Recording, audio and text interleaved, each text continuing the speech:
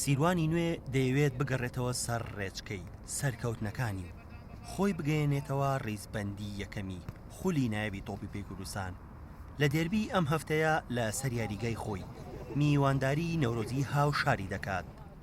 دەستەی ڕاهێنەران دەڵێن پلانی ئەم هەفتەیە جیاوازە لە هەفتەکانی ڕابردوو بۆ بردنەوە و سەرکەوتن بە سەریانی میوان. ئێمە بە جیاواز لە هەفتەکانی پێشوو لە قۆناغەکانی پێشوەم هەفتەیە ئامادەکارێکی زۆر باش و وردمان کردووە لەسەر یاری ئەم هەفتەیەمان بەرامبەر یانی نەورۆز کە لە یەکەمی ڕیزبەندیە بۆ هیوایی بتوانین ئینشاڵڵا جارێکی تر ئێمە سەرور ڕیزبەندی وەربگرینەوە لە خولی کوردستانە.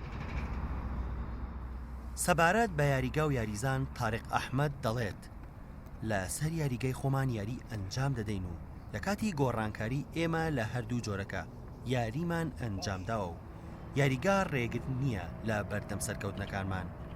یاریزانانیش هەمووان ئامادەی ئەو یاریەن با شێوازێکی تۆکمە و باش. ئێمە لەسەر هەردوو جۆرە یاریگاکە هەم ڕاهێنانمان کردو هەم یاریمان کردو لە خولی کوردستانە و ئیشەڵڵا موفەقە بین کێشەمان نابێ بوو. تا ئێستا پێگاتی تیپەکەمان زۆر باشە، نە سێ ئینزار نە پێکانی شێکمان نییە.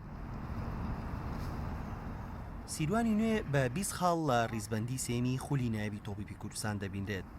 ئامانجی جارێکتر سەرکەوتنەوەیە بۆ ڕیزبەندی یەکەم کە چەند هەفتەیەک ئەو دەبینرا لە پێشەنگ.